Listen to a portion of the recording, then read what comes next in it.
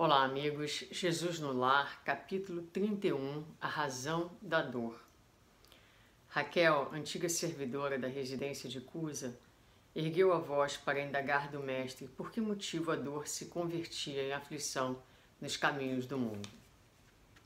Não era o homem criação de Deus? Não dispõe a criatura do abençoado concurso dos anjos? Não vela o céu sobre os destinos da humanidade?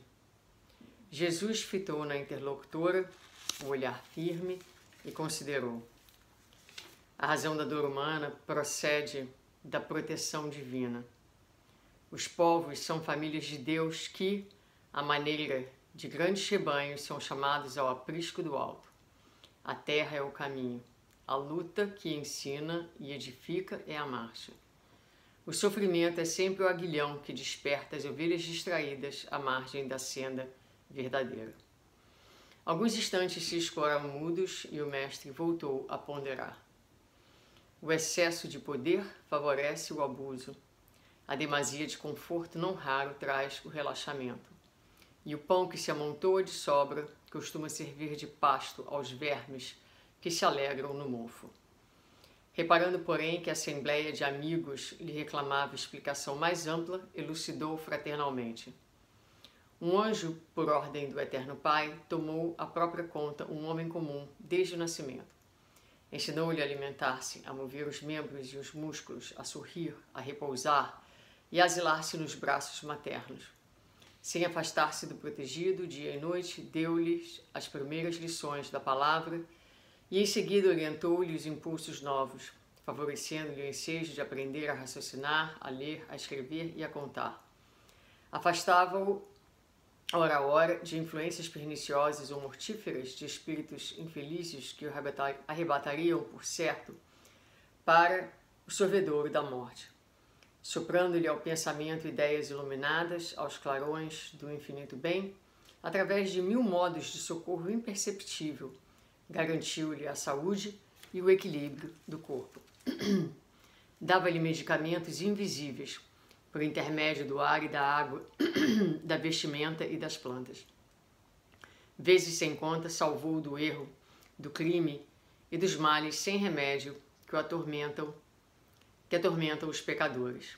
Ao amanhecer, o pajem celestial acorria atento, preparando-lhe dia calmo e proveitoso, defendendo-lhe a respiração, a alimentação e o pensamento, vigiando-lhe os passos com amor, para melhor preservar-lhe os dons. Ao anoitecer, postava-se-lhe à cabeceira, amparando o corpo contra o ataque de gênios infernais, aguardando-o com maternal cuidado para as doces instruções espirituais nos momentos de sono. No transcurso da vida, guiou-lhe os ideais, auxiliou-o a selecionar as emoções e a situar-se em trabalho digno e respeitável. Clareou-lhe o cérebro jovem, insuflou-lhe o entusiasmo santo, uma vida superior, e estimulou-o a formar um reino de santificação e serviço, progresso e aperfeiçoamento num lar.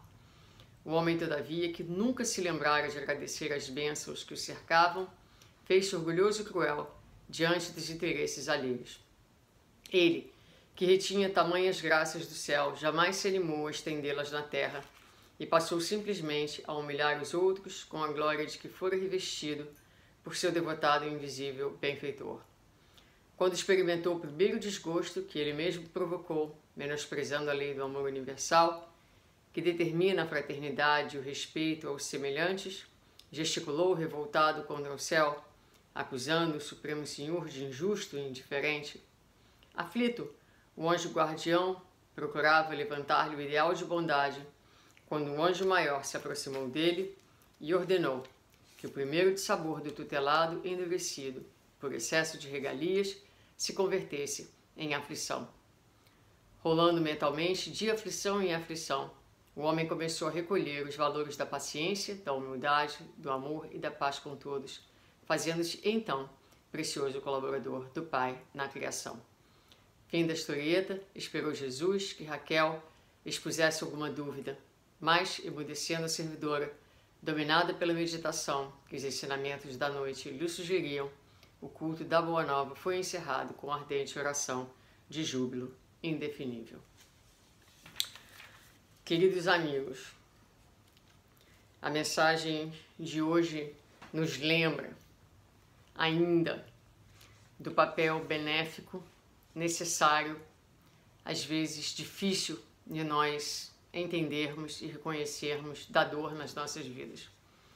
Mas um olhar cuidadoso sobre os valores que a humanidade prioriza. E a humanidade somos todos nós.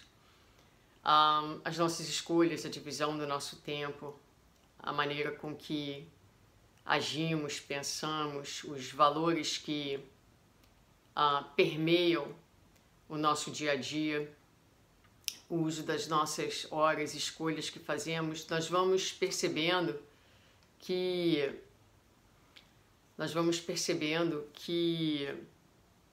muitas e muitas vezes nós vivemos profundamente distraídos daquilo que é o absolutamente necessário e importante para a nossa felicidade. Sendo assim, por conta dessa distração que Jesus coloca aqui como as ovelhas distraídas à margem da senda verdadeira, ou seja, nós vamos trilhando pelo mundo no dia a dia os caminhos da ilusão que ressecam a nossa alma, que não nos preenchem, não valorizando as coisas do Espírito. Então, a aflição vem, a dor ainda é necessária, porque muitas vezes ela é a santa porta de entrada para uma nova visão, para a ampliação da nossa própria consciência, para nos ajudar a reconhecer aquilo que é verdadeiramente importante na nossa vida. E para nos ajudar, então, a redirecionar os nossos passos, o nosso olhar e a fazermos melhores escolhas. Então, Jesus lembra que muitas vezes, quando nós temos as coisas em excesso, tudo nos é dado, nós acabamos não valorizando aquilo que temos e abusando muitas vezes.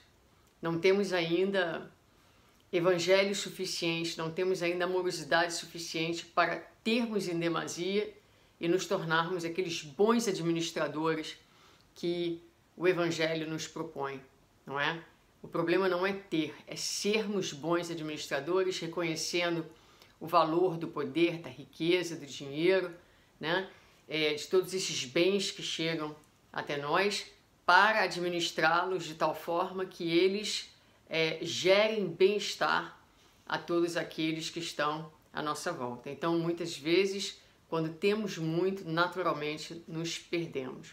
E porque ainda assim a assembleia pequena, naquela noite de Evangelho no Lar, não conseguisse perceber exatamente as ideias que Jesus estava procurando passar, ele conta a história deste homem que pode ser cada um de nós, porque todos nós temos um anjo guardião que nos cobre de bênçãos, que nos ajuda na nossa fase de infância, no nosso retorno ao corpo, para que sejamos vitoriosos nessa adaptação à terra, que nos acompanha. Nada do que fazemos é feito por nós sozinhos. Sempre temos a companhia dos bons espíritos, a companhia de espíritos que estão encarregados da nossa encarnação e que trabalham arduamente para que as melhores condições sejam propiciadas a cada um de nós, como foi a esse homem, incapaz de reconhecer o número de bênçãos que a vida havia lhe proporcionado. Então temos todos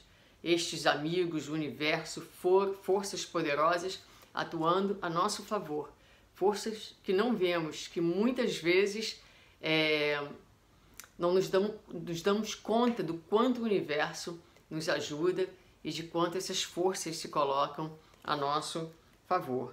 Então aqui esse anjo ajuda-o na infância, ajuda-o na juventude, ajuda-o até que ele chegue a uma posição onde ele tinha condições de praticar o bem e de ajudar a muitos. Mas sem reconhecer essas bênçãos invisíveis, às vezes imperceptíveis, mas sempre presentes, ele falha na sua tarefa e quando tem um primeiro desgosto natural da vida, ele se coloca contra Deus. E aí vem o anjo maior que propõe então que ele passe pelas aflições. E é precisamente a aflição, que é aquele aguilhão, aquela pontada que vem nos tirar, nos fazer enxergar, abrir os horizontes, retirar as escamas dos nossos olhos, para que possamos enxergar aquilo que voluntariamente não conseguimos enxergar. Este é o papel da dor. A dor, então, não deve ser vista, não deve ser entendida como um inimigo. Ela é sempre, sempre na nossa existência uma amiga divina, uma oportunidade de crescimento, um sinal, um aviso.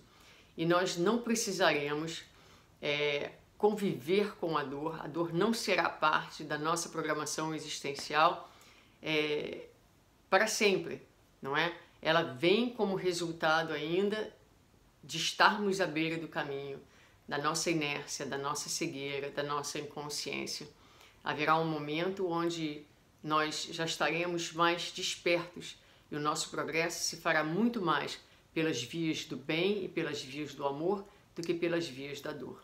Mas por hora que nós possamos, ao menos, não nos voltarmos contra Deus, compreendendo que o universo trabalha a nosso favor e que a dor ainda é um dos mecanismos da pedagogia divina que demonstra o amor de Deus e o cuidado de Deus para conosco, deste Pai amoroso que deseja nada mais, nada menos do que a reabilitação e a perfeição de suas criaturas. Muita paz.